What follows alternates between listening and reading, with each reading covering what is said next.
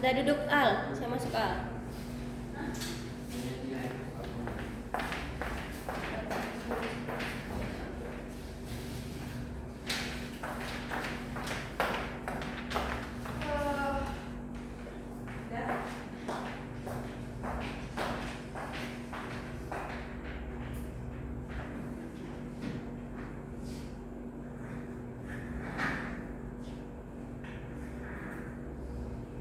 Baik, siapa ketua kelasnya? Aku. Baik, sebelum kita mulai pembelajaran hari ini, buat Nabila dipimpin dulu doanya ya. Baik, Bu. Ayo kaca-kaca kamu dijamah doa. Doa dimulai. Doa selesai. Tujuh salam sama Ibu Guru. Assalamualaikum warahmatullahi wabarakatuh. Waalaikumsalam warahmatullahi wabarakatuh. Selamat siang anak-anak. Siang, Ibu. Gimana kabarnya hari ini? Baik, Bu. Baik, alhamdulillah. Buat anak-anak hari ini masuk semua? Masuk, Bu. Masuk. Febri sehat, Feb? Sehat, Bu. Semuanya sehat? Sehat. Rafa katanya minggu kemarin sakit. Gimana, udah sehat belum? Belum. Belum. Sakit apa, Pak? Biasa, Bu. Udah musim-musimnya. Udah musim-musimnya? Iya. Tapi udah agak mendingan ya dari sebelumnya. Iya, Bu. Baik, kemarin kita sudah membahas tentang sinonim dan tentang sinonim. Buat anak-anak masih ingat nggak sinonim itu apa? Persamaan kata Ibu, persamaan kata. Baik. Makna, Bu. Makna apa kata? Makna, Bu. Makna. Jadi buat minggu ini atau hari ini kita akan membahas tentang unsur intrinsik cerita Lampung. Ya, tadi udah di absen, terus kita tadi udah membahas tentang pembelajaran sebelumnya yaitu tentang sinonim. Dan sekarang tentang unsur intrinsik cerita Lampung. Sebentar, sambil kita nunggu ini didengar dulu. Buat anak-anak, tugasnya sudah dikumpul semua? Sudah. Terus kita buat minggu depan udah masuk UAS. Jadi buat kalian harus rajin-rajin belajar, ya Feb? Kamu nulis apa, Feb? Tulis surat ini, Bu, cita. Buat siapa? Buat apa? Adalah pokoknya, Bu. Masih SMP, Ada tugas surat. Febri masih SMP, nggak boleh kayak gitu. Rajin belajar, minggu depan udah UAS. Nah, jadi harus kamu rajin belajar. Jangan Penyemangatku, Bu, ini. bener. banyak ibu ceweknya tapi, Bu. Dia habis main kajang. Apa Pak? Kajang. Apa itu? Menikah. Orang masih SMP, umur dia masih 13 tahun, 14 tahun udah mau nikah. Nggak terima orang kamu. Nggak boleh kayak gitu ya, Feb. Ya, Bu. Harus rajin belajar. Ya, Bu. Nggak boleh cinta-cintaan. Minggu depan UAS, pokoknya harus ngejar nilai. Kemarin nilai kamu itu masih kecil di UTS, makanya ibu kasih tugas-tugas buat nambah nilai kamu. Ya, Bu. Buat Rafa juga, jangan suka jahil kalau lagi dalam pembelajaran. Dengerin, perhatiin ya Rafa.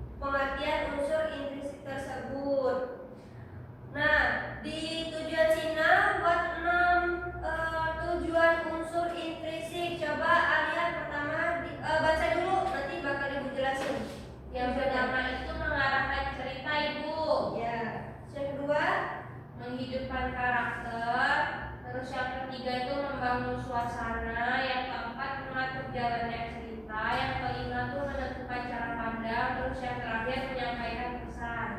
Oke, makasih ya Lia. Nah, di sini buat 6 tujuan unsur intrinsik yang pertama yaitu mengarahkan cerita. Mengarahkan cerita Yula menegaskan, menentukan gagasan utama atau tema yang menjadi keseluruhan cerita tersebut. Yang kedua yaitu menghidupkan karakter. Apa sih menghidupkan karakter Sina? Yaitu membentuk tokoh atau pelaku dan penokohan karakteristik agar terasa realistis dan memiliki konflik emosional. Jadi kalau kita membaca juga kayak berasa kayak kita ada di dalam cerita tersebut gitu. Kemudian yang kedua membangun suasana. Membangun suasana adalah menetapkan latar, waktu, tempat, dan suasana agar pembaca dapat membayangkan situasi dalam cerita tersebut. Jadi pembaca tidak hanya membaca saja, tapi kita juga bisa merasakan isi dari cerita tersebut. Kayak kita lagi berada di tempatnya, jadi kita kebawa arus dari cerita tersebut.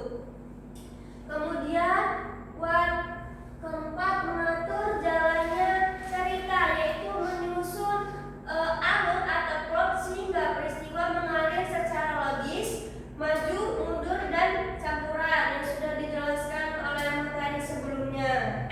Kemudian menentukan cara pandang, memilih sudut pandang seperti orang pertama atau orang ketiga untuk mengatur bagaimana cerita tersebut disampaikan. Nanti Ibu bakal kasih contohnya ceritanya, contoh ceritanya tersebut.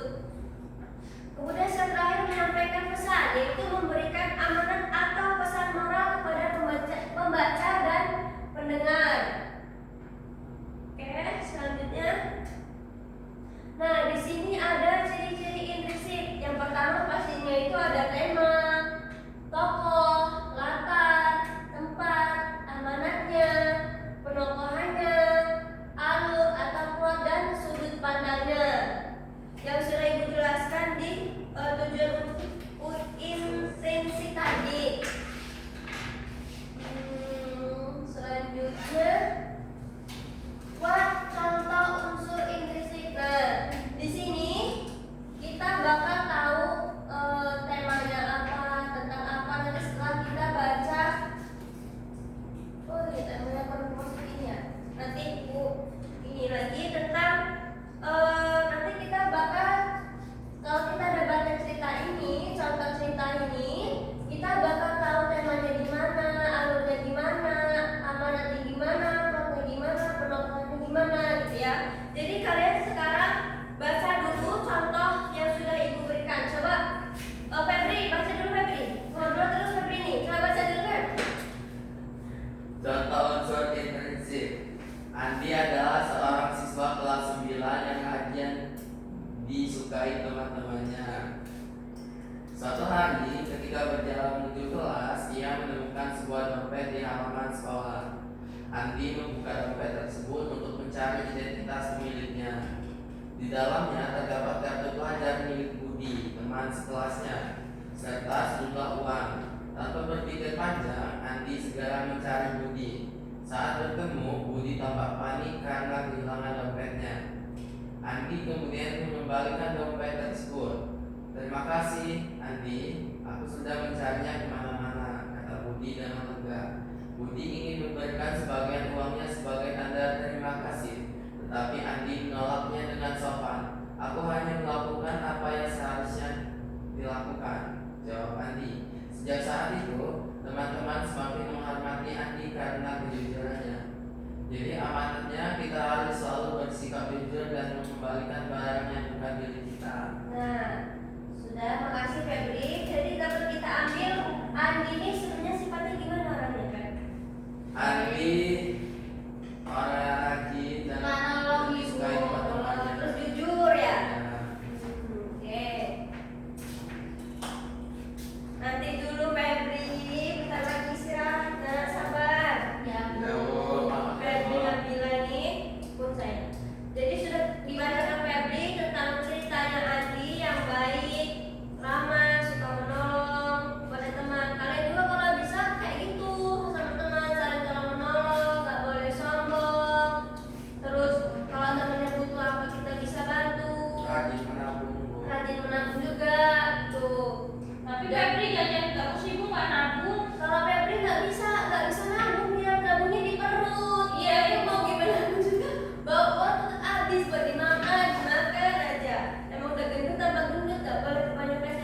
Ibu boleh sharing Ibu.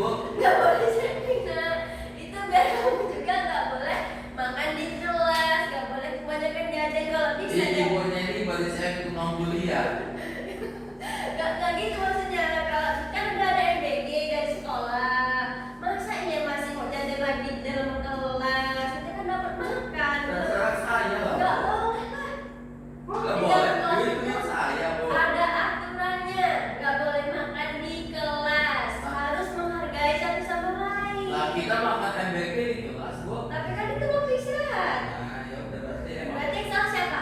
Ibu. Febri. Katanya nggak boleh makan di kelas. Itu makan di kelas, gak boleh Febri. MBG juga makan di kelas. Kan waktu istirahat, ini waktu belajar. Febri emang usah dibilangin, minta dilaporin sama orang tuanya emang Febri ini. Iya Ibu, setuju. Iya kan? Lihat aja Febri besok, ibu bakal ngabarin orang tuanya kalau Febri ini susah diatur anaknya. Jarang masuk, suruh belajar bahasa Lampung nggak bisa. Makan di kelas. Sukanya pacaran sama ini temannya, anak kelas A. Nggak boleh. Pacaran dia pacar tuh, aku bukan temanku. Itu masih SMP, nggak boleh Febri. Besok mau UAS minggu depan, nilai kamu masih kecil. Belajar dulu yang benar. Ya Bu. Nah, sudah kita baca beberapa tujuan, pengertian, dan ciri-ciri instruksi kan sudah kalian baca semuanya. Dan contohnya juga sudah ibu berikan barusan yang sudah dibacakan Febri tadi. Semoga kalian paham yang sudah ibu jelaskan tadi, beberapa ciri dan tujuannya. Kalian bisa baca lagi dan bisa kalian pahami sebelum ibu kasih tugas kelompok. Jadi di sini tadi ada tujuannya buat 6 tujuan tentang tujuan intrisik yang sudah ibu jelaskan. Kemudian ada juga ciri-cirinya, ada 7 tema, tokoh, latar, penokohan, alur, sudut pandang, dan amanat. Tadi kalian katanya sudah pernah belajar atau sudah pernah membaca tentang cerita-cerita Lampung, kayak tadi si Malikundang, si Pahit Lidang, itu kan kalian sudah baca. Dari situ kalian pasti sudah mulai memahami isi dari cerita tersebut. Nah, di sini ibu bakal kasih kalian tugas diskusi kelompok. Setiap kelompoknya terdiri dari 2 orang, yaitu ada Febri sama Nabila, si Rafa sama Alia. Jadi tugas diskusinya yaitu mengerjakan tugas pembelajaran, yaitu membaca cerita rakyat terlebih dahulu. Nanti dalam cerita rakyat seperti Malikundang, kalian bakal cari ini tentang penokohan, tokoh, latar, settingnya udah paham, pasti tentang Malikundang. Terus alurnya gimana, sudut pandangnya gimana, dan amanatnya gimana. Paham nak? Paham. Ya, kan udah kalian pernah baca kan? Jadi kalau udah baca berarti sudah paham. Jadi bisa kalian kerjakan di kertas selembar. Terus kalian kasih nama kelompok dan nama kalian masing-masing dan dikerjakan sekarang. Kalau misalnya sekarang waktunya udah mau habis, tinggal 10 menit lagi. Sekiranya enggak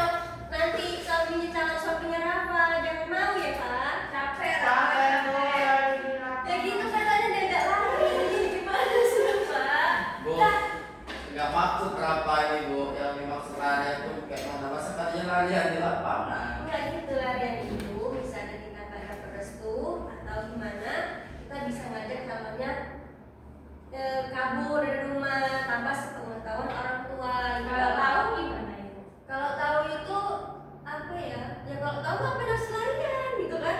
Berarti Ya, tapi kan Tahu orang tapi tua nggak tahu. dihantui, Bu. Gimana Bu, dong? tapi kan tahu orang tuanya kalau kenapa nih pacaran sama cowok. orang tuanya ngerestuin nggak itu? Tapi kan kita masih SMP, Bu, nggak boleh pacaran. Misalnya gitu. Kalau bisa jangan selarian. Emang itu tradisi tapi kalau bisa jangan selarian. Benar itu, Dan Pak. kata ibu kalau dia kayak budaya gitu biar nggak hilang